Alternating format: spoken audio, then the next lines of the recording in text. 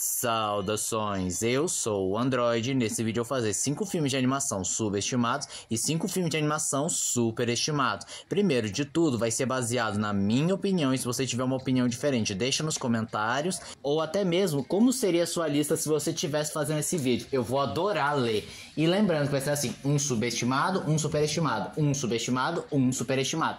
Mas caso se perca, presta atenção, se esse ícone aparecer, quer dizer que é subestimado, mas se esse ícone aparecer, quer dizer que é superestimado. Então quem deu a sugestão vai estar na descrição. Chega de enrolação e vamos lá. Hulk versus, começando com uma animação não tão subestimada e nem tão esquecida. Claro, se você compara com qualquer outro filme animado da Marvel, que tadinha, é muito esquecido os filmes dela, então por isso não vai ter nenhum filme superestimado da Marvel. Mas mesmo assim o pessoal não dá tanta bola para Hulk versus, o que é uma pena, porque a história, tá bom, eu sei que a história não é uma das melhores, mas o que se destaca são os designs e principalmente as cenas de luta, que são muito bem coreografadas, muito bem animadas, com cores e designs maravilhosos, e também eles exploram bastante essa pegada do Hulk de ser uma força destrutiva imparável. Batman, a Máscara do Fantasma, só deixando bem claro, só porque um filme é superestimado não quer dizer que ele é ruim, longe disso, ele é um dos melhores filmes do Batman, isso não tem discussão. Agora, eu não posso negar que ele é um pouco superestimado num aspecto, não só porque dá aquele sentimento, será que ele é tão bom assim, porque todo mundo fala dele sobre, mas eu acho que o principal problema do filme Batman, a Máscara do Fantasma, que inclusive pra mim leva o filme lá pra baixo, é a adição do Coringa, que simplesmente ele está sobrando. Dava pra fazer o filme sem o Coringa, porque é interessante o mistério de quem é o fantasma, o passado da Andrea Belmont e a relação que ela tinha com o Bruce, ou a origem do próprio Batman, como o Bruce construiu a persona do morcego, o dilema moral de continuar a promessa que ele fez para os pais dele, ou ter uma vida feliz com uma mulher que ele ama. E aí o Coringa meio que atrapalha, porque, bem, o Coringa é muito chamativo e acaba distraindo demais dessa temática super interessante que até então não tinha sido abordada, ou até chegaram perto de abordar, mas não foi tão bem desenvolvido. As Memórias de Marnie. Eu acabei vendo esse filme meio despretensioso, eu nem tinha percebido que era um filme do estúdio Ghibli, que é um dos melhores estúdios lá do Japão, e tem filmes clássicos, tipo Porco Rosso, Castelo Animado, As Entregas da Kiki, A Viagem de Chihiro, Meu Amigo Totoro, mas a maioria das pessoas não fala sobre As Memórias de Marnie, que é tão bom quanto esses anteriormente citados, porque tem toda aquela pegada sensível, que mostra o emocional das pessoas, o psicológico, a criação linda de uma amizade, personagens muito bem construídos. Talvez distraia um pouco o plot twist, porque eles não se dão ao trabalho de explicar, porque o filme o tempo todo é bem pé no chão, e aí no final ele tem algo sobrenatural e não fica muito bem claro por que a personagem tá vivendo tudo isso, aí só fica a impressão que ela é doida mesmo. Gato de Botas 2, O Último Pedido. Assim como eu falei lá no caso do Batman, Máscara do Fantasma, só porque eu acho o filme superestimado não quer dizer que o filme seja ruim. Longe disso, é facilmente um dos melhores filmes da franquia Shrek e o melhor filme do Gato de Botas. Mas eu acho um pouco superestimado a galera falar, é o melhor filme da DreamWorks, tem os melhores vilões da DreamWorks, não é um dos, é os melhores vilões da DreamWorks, só que eu acho um pouco precipitado, levando em conta o tempo que esse filme saiu. E aí é muito fácil cair naquela armadilha, o filme mais recente é bom porque ele é recente, e aí isso não define absolutamente nada. E também convenhamos que ficou meio insuportável ver esse filme por culpa do fandom lá, do Lobo da Morte, porque de fato ele é um vilão muito bem construído, bem interessante, facilmente um dos melhores da DreamWorks, mas o problema é que a fandom superestimou ele demais e que acabou simplesmente deixando um gosto amargo na boca. Wolfwalkers, quando foi anunciado, saiu o filme, eu podia jurar que seriam daqueles vários filmes que o pessoal faz vários vídeos analisando, tirando as explicações psicológicas, filosóficas, sociais, de como é a construção, como fulaninho faz o filme, ou fazendo igual Coraline, revisitando e descobrindo algo novo, tirando uma nova reflexão e um novo assunto para ser tratado, mas não, esse filme literalmente passou batido e praticamente ninguém fala sobre esse filme. E bom, é um filme que tem uma direção de arte muito boa, lembrando bastante as ilustrações lá da Idade Média, tem uma história cativante, interessante, lembrando bastante algum filme da Disney.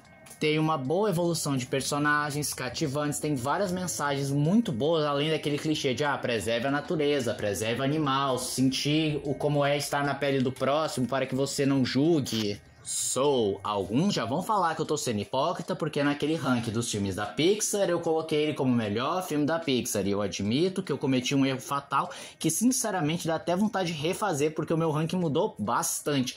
E Soul acabou caindo naquela armadilha que eu critiquei os fãs de Gato de Botas, porque, bem, era um filme novo, emocionante, achei legal, então é automaticamente o melhor, mas não. É um filme muito bom, traz boas reflexões, apesar de não deixar muito bem clara a questão do propósito e capacidade ou algo assim do gênero. Já faz tempo que eu vi esse filme, eu não vou lembrar exatamente, mas é um negócio bem confuso e até meio contraditório. Outro ponto que me faz pensar que o filme talvez seja bem superestimado foi uma certa vez que eu parei, pensei e me relembrei daquela vez que eu assisti Wall-E, que eu era só uma criança e eu não tinha gostado do filme porque achei o filme meio chato, porque aquele filme claramente não é pra criança, aquele filme é pra pessoas um pouco mais velhas, mais capacitadas mentalmente, que tem maior vivência, e Soul é a mesma coisa, é um filme que eu não vejo lá muito apelo infantil. Ah, mas tem as alminhas, mas assim, eu coloco como seria se eu fosse criança assistindo esse filme. Provavelmente eu acharia tanto faz essas alminhas, não acharia tão chamativo. E eu sei muito bem que a Pixar não é um estúdio de filmes infantis e não é obrigada a fazer única e exclusivamente para um público infantil. Inclusive, quando eles tentaram fazer isso,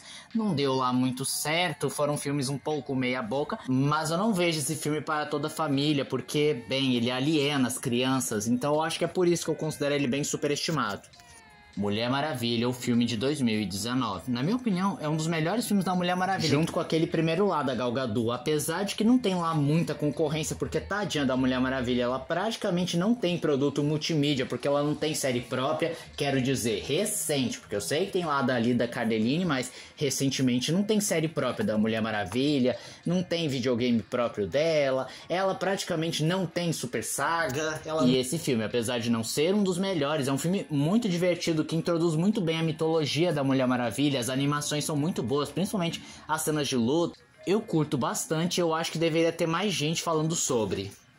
O Rei Leão, pela terceira vez, só porque algo é superestimado não quer dizer que seja ruim, exceto aquele filme lá de live action, porque, meu Deus do céu, aqueles leões realistas não dá, e o Ícaro Silva e a Isa naquele filme, que coisa horrorosa. Mas voltando pra animação, que é boa e a melhor de todas, a animação é fantástica, na minha opinião ela é atemporal, a dublagem é maravilhosa, as músicas fantásticas, a história não tem o que falar porque é Hamlet, Shakespeare, que eu sei que Shakespeare não acerta 100% das vezes, mas, cara, nesse caso funcionou muito bem.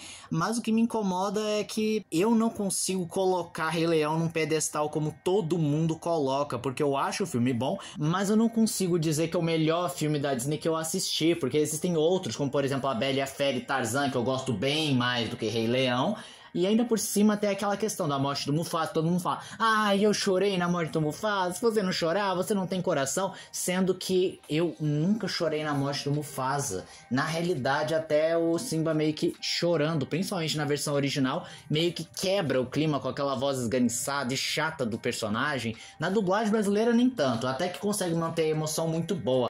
Mas eu acho que o principal problema que me fez sentir que Rei Leão é muito superestimado é todo mundo colocando um pedestal, superestimando demais a morte do Mufasa, ou o fato que eu já vi mortes bem mais tristes que eu verdadeiramente chorei. Leaf, Uma Galinha das Selvas, um filme completamente esquecido que absolutamente ninguém fala sobre. Mas eu vou só fazer uma descrição que vai chamar sua atenção.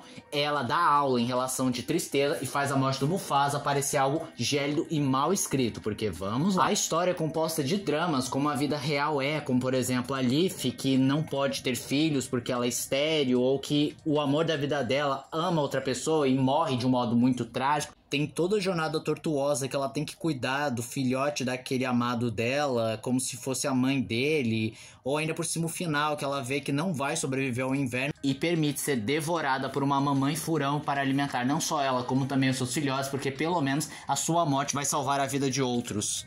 Frozen. Esse aqui eu não vou tentar me justificar não, eu realmente não gosto de Frozen, porque eu acho um filme extremamente superestimado, com personagens muito mal construídos, com uma trama idiota que poderia ter sido resolvida se, sei lá, os pais dela não trancassem a Elsa. E quando eu falo de personagens muito mal construídos, vamos lá, porque todo mundo fala que a Elsa é uma líder empoderada, fria, determinada, destemida, sendo que não, ela é uma menina assustada que não consegue ver gente, tendo um sério problema de agorafobia. e que abandonou tudo e a todos, demonstrando uma certa babaquice, abandonando até mesmo a própria irmã. Que, diga-se de passagem, a Ana é uma personagem muito mal construída, chata pra caraca, que todo mundo fala que ela é destemida, uma mulher demais. Não, ela é uma menina idiota que não evolui absolutamente nada. E a tal evolução que todo mundo fala é só porque ela se apaixonou pelo Christopher. Só. Se ela não tivesse apaixonado pelo Christopher, ela continuaria sendo a mesma menina idiota e ridícula desde o começo do filme. E falando no Christopher, tadinho, ele é muito apagado, um personagem que surge praticamente do nada. Eu sei que ele aparece lá no começo do filme, mas se você parar pra pensar, é um personagem que apareceu do nada, só porque sim.